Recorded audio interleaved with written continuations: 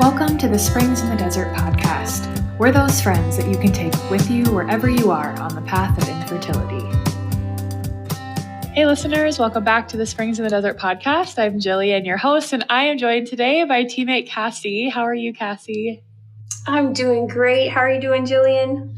I'm good. The weather is warmer. It's still very windy here in North Dakota, but the weather is warmer and I'm here for that. Awesome. I appreciate the warm weather and just time to chat with you today about a fun topic, I think. Cassie, Ian, and Anne were just doing something really cool and really beautiful that we want to talk about today to, I think just encourage us in our own homes, in our own spaces and dioceses that we can make a retreat if that's what we're being called to do, right? We talk a lot about fruitfulness here, and that's the theme of this month.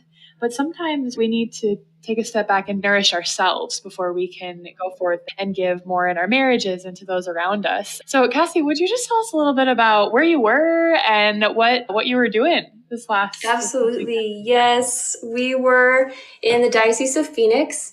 The Office of Natural Family Planning is the one who invited us to come out. And we were so grateful for all their support and all they did to put on this retreat for the couples in their diocese who are going through infertility. We had about 12 couples, and it was just such a wonderful blessing to be able to be a part of that. If any of them are listening, I'm so glad you came. It was great. And it was just so wonderful to help other couples to connect to each other locally, to be able to have that in-person support. And it was really great. Yeah, I wish I could have been there because I have heard such good feedback. And I think that's something I want to lean into right now. When we go on a retreat, whether it's ourselves or with our spouse, sometimes we have an intention behind that retreat and what we're hoping for. And I know when I go on a retreat, typically, whatever my desire was and more is met. Mm-hmm. And the Lord was just giving so much. And so what were some of the couples saying about the retreat, Cassie? What was some of their feedback? What was helpful to them or what really touched them? A lot of the feedback that we got was comments just, I am not alone. That was a big one. I'm not alone.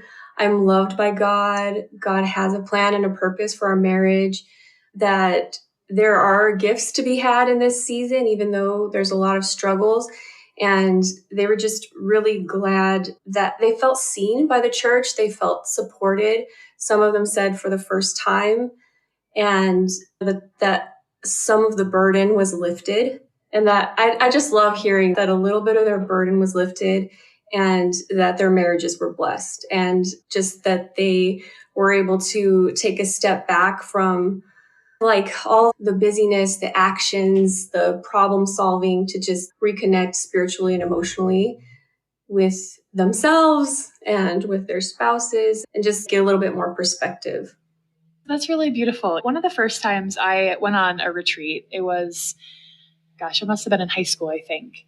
But the priest who is the chaplain of the retreat talked about the word retreat and what it meant in military terms and how I think he said they no longer call it retreat, but like a strategic, I don't remember quite what the word is, but essentially it's part of this overall plan. It's part of the strategy for success that you take a step back. You get a better perspective, a fuller perspective, this wider perspective of what's happening so that you can go forward again, that you can move forward and stronger and more confident with more knowledge. And I think it's just really beautiful, right? To be able to do that with your spouse as couples, to come together and take this strategic retreat, to go back and then say, how can we go forward with more confidence and more connection and prayer and kind of a foundation? So that was really beautiful. And also, I think, like you said, the Office of Natural Family Planning inviting us, that's something all of our listeners could do, right? To go back to their pastor or diocesan staff, if this is something that you think you could benefit from or your parish could benefit from, and say, hey, I know of a ministry who comes and puts this on Mm-hmm. and can be a support, right? Because we all have our gifts, and it can be a lot for diocesan or parish staff to recreate the wheel, to do all, Mm-hmm. support everyone. And so to invite us in to, be that support. So you can certainly send this podcast their way. But, right, if those who are listening, maybe there isn't a near opportunity for a retreat at their diocese or with Springs in the Desert specifically, I think I'd like to talk about how we could make a retreat in our own homes, right? That if we need that, and that's what we think we just need to take a pause, we can do that ourselves. And I think the first step of that is an environment. And so maybe even with the environment at the retreat you were just at, Cassie, and taking some of that wisdom and bringing it into our homes, what are some ways that we can prepare our homes or an environment to help us retreat and take a step back? Yeah, I think one of the most important things is just trying to remove too many distractions that remind us of all of the to-dos on our calendar. So just having a space that's open with fewer distractions, maybe putting something beautiful there. There were some flowers there, candles, something that can just engage your senses and help you to feel more centered.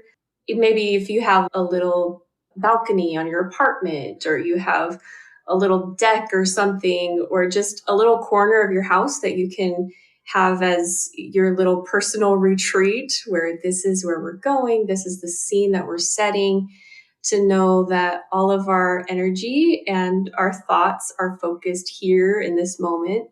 I think that would be really helpful. Yeah, those give me great ideas. A couple other things that I was thinking about retreats is typically they have really well stocked snacks and water Mm-hmm. available. And so just I think, to, like you said, get rid of just distractions, maybe letting people know in your life that you're going to be on retreat for the weekend, and finding a way to either shut your phone off or put it on silent or do not disturb.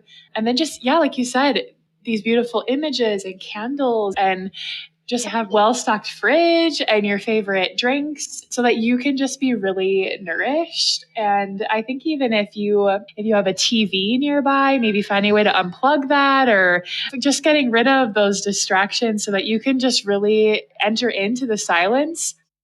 My next thought is, how do we make a retreat and invite our spouse into that space? It's beautiful to take time alone, but whether we are making a retreat that is primarily with ourselves and we maybe make chunks of time throughout the retreat to invite our spouse into that, or we do the whole retreat with our spouse, I wonder what that kind of setting might look like. Do you have thoughts about that, Cassie? Yeah, I think maybe having them involved in the planning of it a little bit. It doesn't have to be super planned. You might have different prayer styles or different things that you want to both incorporate. So maybe one really likes the rosary, another one likes journal time. So you can incorporate both of those things. And having time to I think having times to do things like separately and together can be really helpful. So I know with some retreats I've been on, there's some like reflection questions where you reflect yourself, you maybe write about it, and then you come together and dialogue about it. And I found that's really helpful to have both of those things. I think one thing you could try doing too is like, you could even go through our podcast and see what do you think are a couple that could really be good to get you guys talking and connecting about topics that are important to you.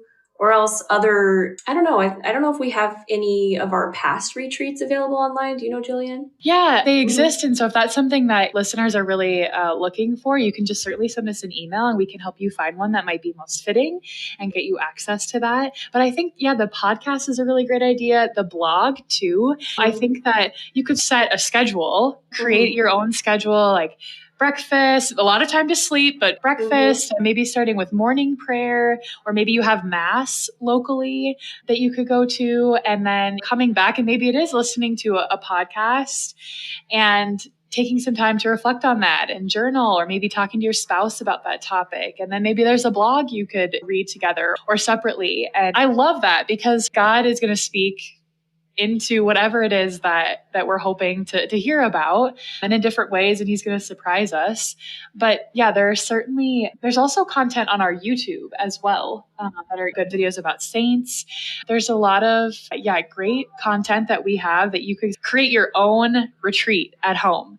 And I love that you said taking some time together and separately, right? Because God, we have a personal relationship with him individually, and then we come together as a couple. And I think to incorporate too, like I said, because it's getting a little bit nicer out, maybe getting outside, using your body. And I like your idea about a balcony. Just sometimes I find in order to reset, even just momentarily, I just need to step outside and feel the sun on my skin, but going for a walk and maybe praying a rosary on a walk or listening to a podcast on a walk. I think that's beautiful.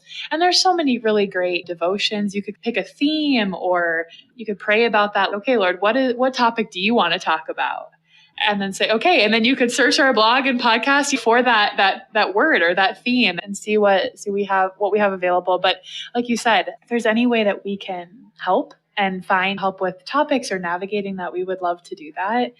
And again, just to put another encouragement that if this is something you and maybe your circle of friends or your parish you think we could really benefit from, we would love to come and put a retreat on for you, and you would meet lovely people like Cassie. We want to walk with you wherever you are, and retreats I think are just a really beautiful time. I'm curious, in our settings, what do you think is one of the most powerful parts of the retreat that was in person, Cassie? And I'm sure everyone had different things that they loved, but what do you think if you're making a retreat at home or you're going to a retreat in person, what's one thing that you would maybe encourage people to make sure is part of a retreat? The feedback that we got was definitely people really appreciated the small group breakout sessions where they were able to share what was on their heart with another person who could at least get it to a certain extent, that they had some shared experiences or something that they could connect to that helped them to feel less alone and to feel heard and to feel understood. And we keep getting more feedback that they would like more of that. So unfortunately, on a one-day retreat, it's hard for there to be as much of that as we would like. So we are hoping to have some more 2-day retreats. They all said, I think pretty much all of them checked the box that said, would you like for there to be an overnight retreat or 2 or 3 days or whatever? And everybody, yes, we would. Oh, that's awesome. Yeah. Yeah, that's a great point. And I think if you're making this at home, one thing is if you're able to bring your spouse into different parts of that. Maybe you're not both able to do it all weekend, but to put some space in to reflect on what the Lord is telling you with your spouse could take the place of that small group. Or maybe you could get together with a group of friends who are in a similar season and just propose this idea about a retreat. And maybe you could find a place. Sometimes locally we have a couple of retreat centers that you can just stay at and reserve rooms and make a personal retreat. Or you could do it in your own homes and come together for supper, or find some time for small group, or just come over and sit in your backyard and just reflect, maybe say some prayers together or the rosary to create that small group time. But I think that's so true, because I think sometimes when I am praying about something maybe I'm discouraged about that is frustrating, I can't always tell if it's the Lord's voice, my own voice, or the enemy's voice speaking to me about something. And so I think that's a really great suggestion, Cassie, to have small group time, or at least this kind of reflection time to talk it out with someone, so that if it is lies that we're leaning into or believing, that someone can say, let's talk about the truth. Let's talk about what God is wanting to say to you, because sometimes it can be hard to decipher that in our own prayer. Yeah, and if anybody in the private Facebook group wants to connect and talk with each other, what if you had like the same weekend that you did it and you just had a time where you chatted with each other? Yes, that's such a great, yes, that is. I have friends, our team is all over the country, and to be able to connect over FaceTime or a Zoom or even a phone call, I think that is brilliant. Thank God for technology to be able to offer so many different ways to connect with one another. That's a great idea. Listeners, if you are in a season where you need to retreat we're here for you. If that's at your diocese or in your home, we'd love if you'd reach out. And we like to support you in that and help you come up with a good plan about how to do that. Or reach out to your friends and you could create a little retreat at home. Thank you so much, Cassie, for joining me for this episode and for leading the recent retreat. And we'll see you all on the podcast next time. Thank you so much for joining us for this Springs in the Desert podcast episode. We would be so grateful if you took a minute to rate and review us so that we can reach more listeners. Don't forget to check out our social media pages on Facebook and Instagram and go to our website, springsinthedesert.org, where you can sign up for our newsletter and community prayer list, read our blog, and register for virtual and in-person events. Most importantly, remember that God loves you so much, and so do we.